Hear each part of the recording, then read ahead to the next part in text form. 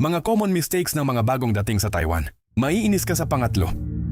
Una, sobrang gastos agad sa unang sweldo.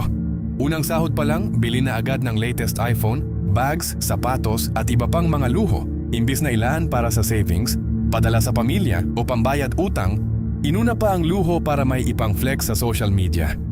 Pangalawa, naghahanap agad ng kabebe time. Bagong dating pa lang sa Taiwan, si harot agad. Minsan may asawa pa sa Pilipinas pero pagdating dito mga single na agad. Kaya lalong dumadami ang issues dito ng mga kabit. Kaya ingat ka baka ma-post ka. Tandaan na trabaho ang ipinunta mo sa Taiwan, hindi kalandian. Pangatlo, walang pakisama sa mga kadorm.